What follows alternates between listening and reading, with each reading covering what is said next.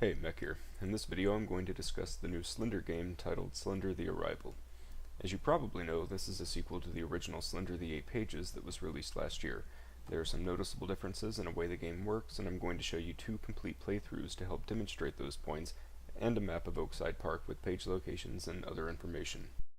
First and foremost, I personally believe one of the best aspects of this game is the great unknown of not being familiar with the layout or gimmicks the game throws at you. If you haven't yet completed the game, I'd recommend giving it a decent attempt before going forward with this video. If you've tried but keep getting stuck, then this should give you the help that you need. Remember, this information is provided for the beta version of the game and may change for the final release. That said, this is my crude map I put together earlier. This map is by no means complete, and the distance between any 2 points may not be completely accurate, and some pathways may be off or missing entirely, but overall it'll give you a good understanding of each location. The first thing you'll notice is that instead of specific page locations, you see numbered sites. This is because, unlike the original Slender, not only are the pages randomly placed at the beginning of each game, but so are the structures themselves. For example, where you find the tent in one playthrough might have a car or a canoe in another playthrough. This adds complexity to the game and can easily become disorienting, so I found it better simply to label each site in the park instead. Now I'm going to show you a complete playthrough with this map. Afterwards, I'll show you another playthrough to demonstrate how the structure placement changes each time. Here we go.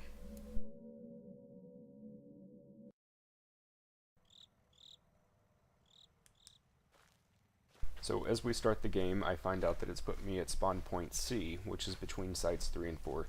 I didn't know this at the time because it's really easy to mix up sites B and C, so I just went for the first available site. I knew going left would definitely help me find one quickly. Site 3 had the first page and it had the canoe, and so I'm going to head up to site 4, being the next closest one. You'll notice right up here that as I'm turning around the Jeep that there is actually a page on the side. I just didn't notice it at the time, so this ends up being the last site, and it gets kind of disorienting to come back here from the northern side, which I'll explain later. But afterwards I immediately start heading down to site 2 because I know that either the information center is going to be there or it's site 7, and I lucked out and it was right here. So pretty early in the game, get this out of the way as quickly as possible.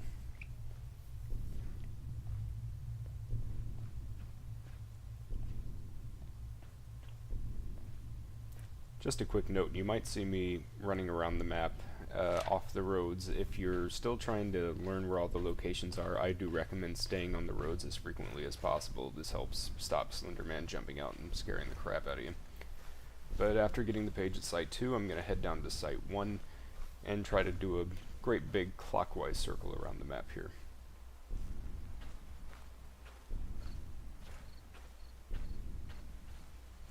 Here I noticed there wasn't actually a page on the face of the map, so I realized that I had made a mistake, and site 4 actually did have a page, and I'll end up going back there later.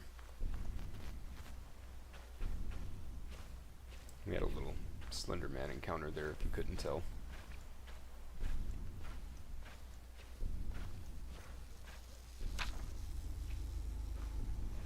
After picking up the page at site 8 right there, I decided I was going to go to site 9, but we had kind of a little run-in with Slender Man again, so instead of risking running straight into him, you saw him right there in the front of your screen, I decided just to go to site 7 instead. This is the other place that the information center could spawn at, so if it's not at the at site 2, it will be right here.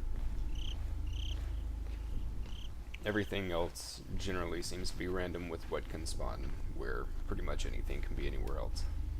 Now with Slender Man out of the picture, I decided to go back to site 9 and grab that page real quick.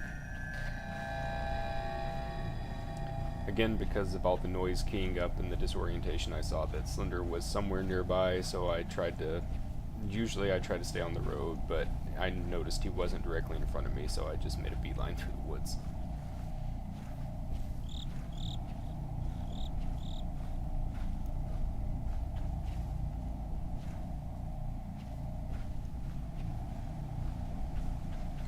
Now on the map that's provided to you in-game on the bulletin board, this area up here only shows to have 2 paths. There are actually 3, and I'm taking the unmapped path right now.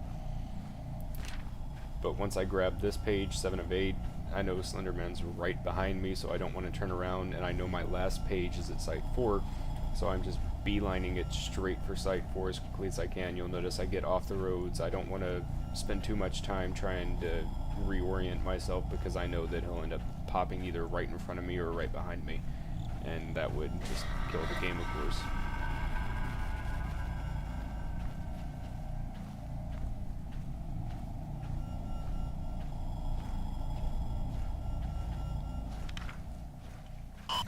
And that pretty much does it for this playthrough. After Slender comes and eats my face or whatever he does.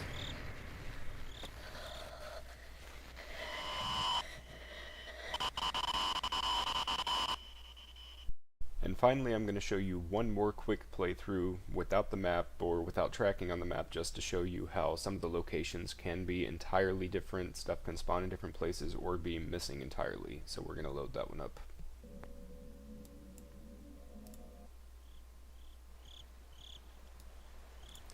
This time you'll see it actually put me at starting point A, which is on the southern side of the map, right down by Site 1. You can always tell this because there is water to the right side.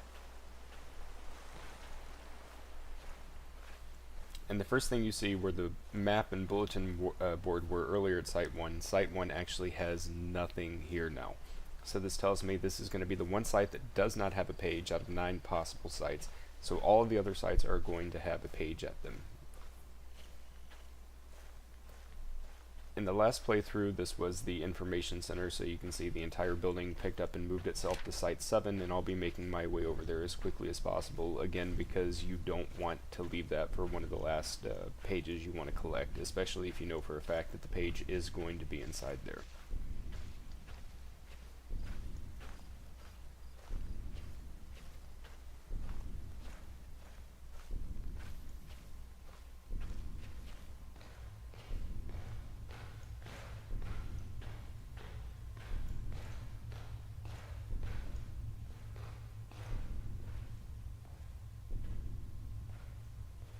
I think there are 4 or 5 different places inside this building the page can be, possibly even more. I know there's 2 in this room itself, but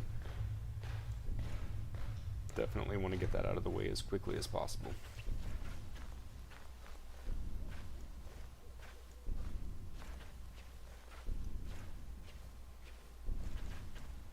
Now this is actually Site 9 that I went to, right up here. Can be a little disorienting, like I said, if you aren't really familiar with how they're placed.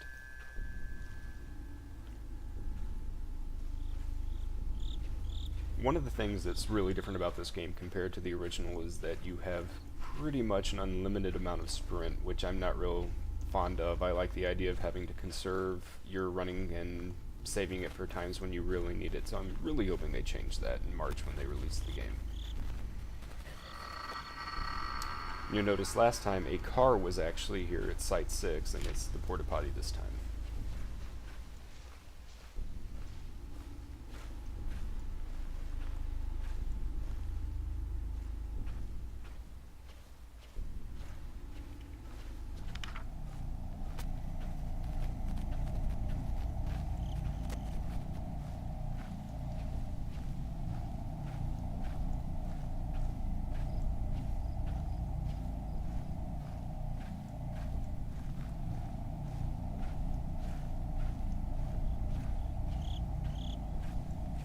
This is probably the best point where it's safe to decide not to turn around at all, because once you've had this many pages, he's following you pretty closely, and you just want to keep running and know where you're going. If you get lost, you're in trouble.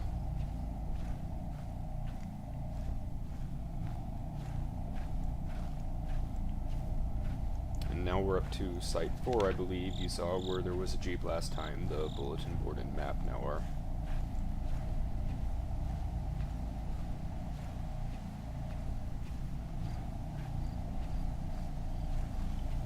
That would be Site 3.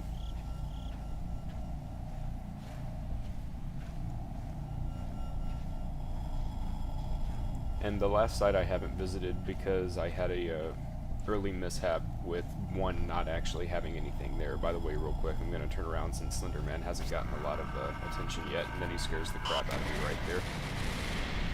But because I started with around Site 1 and nothing was there, and then I went to 2 and the information center wasn't there and went to 7, I missed Site 8, so that's going to be our last stop.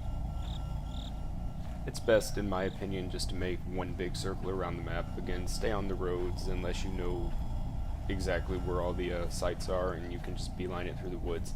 It gets really dangerous to do that later in the game, though, because Slenderman can actually port directly in front of you, and it can be hard to get around trees. It's much easier if you stay on the road.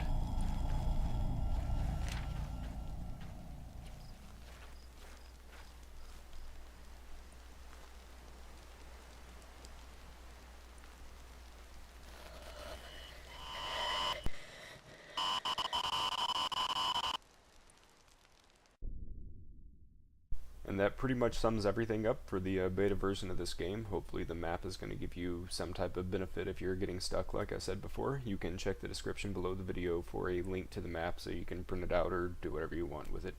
If you have any questions, leave a comment and I'll definitely try to help you out if I notice it. Hope you enjoyed the video.